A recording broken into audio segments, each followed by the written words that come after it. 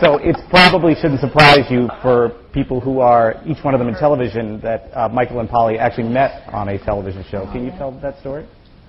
That we met on, how you met on Arsenio. Well, yeah, I'd actually, I spent about 5 years doing, actually in New York as a jazz pianist. I did that till I was in my early 30s, and I decided to try stand-up comedy. I don't know why I did that.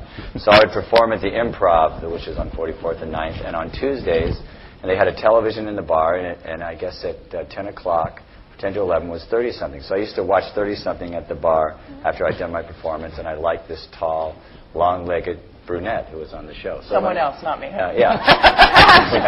But she wasn't available. So then,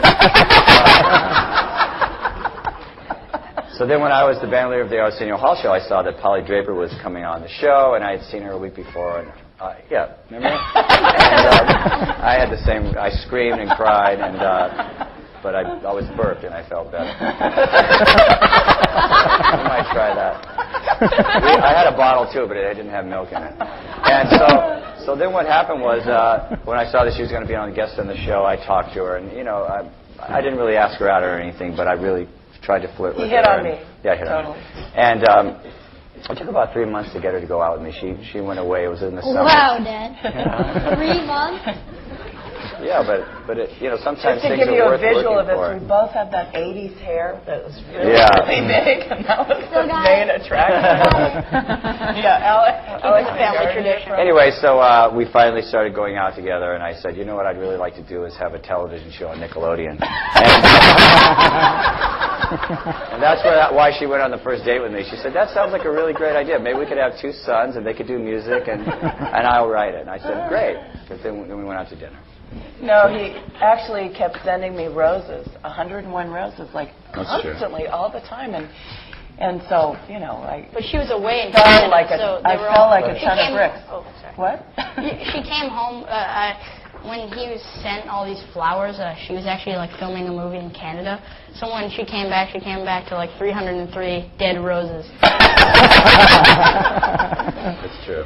But after I'd become hopelessly devoted to him for sending me all these flowers, I found out that he got them from Arturo's flower store. 101 roses for $20.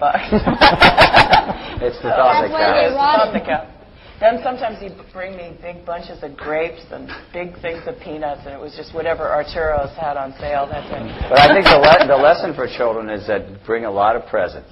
That's what I found that really works. If you like somebody.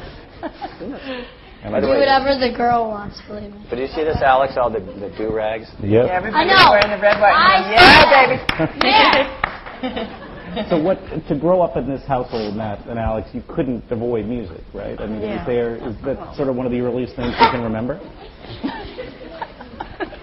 That's how I feel about that question. That's how you feel about that question? That's true. What sorts of stuff did you listen to early on? Well, I think really early on, I remember Dad, I would listen to my dad practicing all the time. And Dad was always telling me that basically when I grew up, it was like watching my parents. I thought everybody was, was a musician or an actor. And all my mom and dad's friends. Mayor. I heard someone just say mayor. Out in the audience. Okay, whatever. Yeah. But I think I was. Just feel free to shout out because we do. Sort of a Rorschach test. But the Beatles were your first. Yeah, when I it was like 3 or something. I think I started watching the movie Help and listening to that music over and over and over again. And then I listened to all the Beatles music, and I became obsessed with them. And that's when I said, "Oh, I need a band."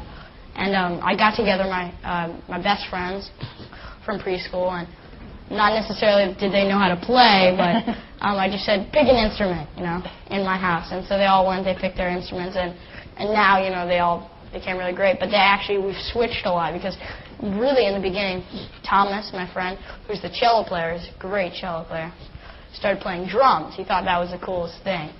And but then my brother, who was 3 years younger, was playing drums, and And I was like, I can't put my brother in the band. Oh, God, no way. Yeah, and I don't know why. You can see why. You can see why. But he became such a good drummer. yeah, but I learned actually accidentally, like, well, not accidentally, but I didn't practice drums. I just I practiced, but you know what I did? I just watched a Beatles video and I watched Ringo. So I would pause the TV and see what shape his hands are in, and then I'd play it and I'd be like, okay, hit it there, and then go like that, and that's how I learned. And then I just started doing things that Ringo didn't do, and then that's kind of how I. That's how I learned to tie a tie too. You watched Ringo do it? I watched Ringo do it. Yeah. But anyway. Wait. He became such a good drummer then that I said, oh, man, Thomas, we're going to have Alex sit in on this one song. Maybe you could play cello on this one. And he was a little hurt, but then I just kept putting him in little by little until he was just getting so good. I was like, oh, God. All right, you're in. You're in, man. And Thomas switched to cello, and it was a really good thing. Alex is... Yeah, now he plays bass also. Now Thomas plays bass.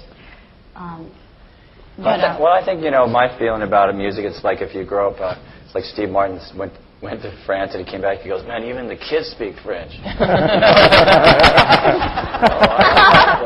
And I think it's like that with music. If you speak music in your home, everybody's going to speak music now, whether you have the talent to be a musician. That's just lucky that these guys are super talented. But they did grow up, when they were, when Polly was pregnant, I would say, I got to get them into jazz. I'd play Thelonious Monk, and then we played a Ravel, and then the kids, stomach. Yeah, on her stomach, da da da da da da da, and I wanted to, guys, listen to this.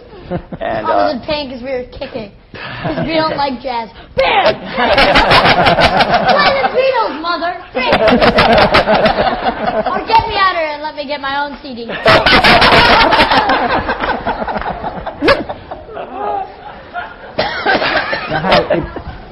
It looks pretty easy to us watching TV. How much practicing do you guys do? Oh, we do a lot of practicing. I mean, when we do all the work, we have about 3 music lessons a week.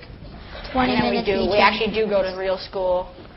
We film the show in the summer, so we're working really hard during the summer, and we miss a month of school, then we go back. And during the show, actually, I don't think we practice as much, but we play a lot because we get on set at one time like 8. You practice every day? Yeah, we practice every day, but it's more like band rehearsal. And then when we get back to school, we do classical lessons and things like that. Yeah, they're each taking piano, guitar, and Alex is doing drums. I mean, my view is that if you go to school, you take math every day or you take English every day. So why, when you do music lesson once a week, I think it's kind of hard. So I came up with the idea a couple years ago because it was such a fight to get anybody to practice the instrument. So that's just tough. So I thought we'll just do more lessons, and that's worked out really well. But Nat's they're both studying classical piano, learning that, and then I'm working with him on his jazz piano. Then they both get into guitar and. I take 3 lessons a week and I practice 20 minutes of each instrument. Well, I'm supposed to.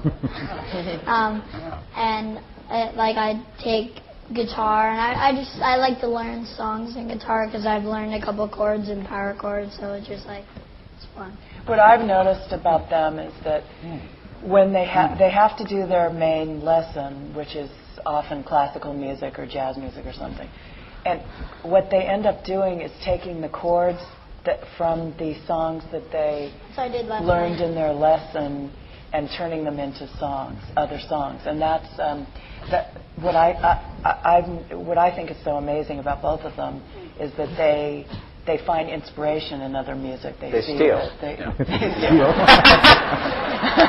Crazy Carl, he's a jazz musician talking. Okay, think about that for a second. Stealing? Jazz musicians play all other people's songs. Well, that's what Igor Stravinsky said. The good composers borrow and great composers steal. So, for instance, there's one show in our new season which and starts... others illegally download. Yeah. And everybody can do that, and even Stravinsky, and he's dead. But he has an iTunes account, so it worked out well.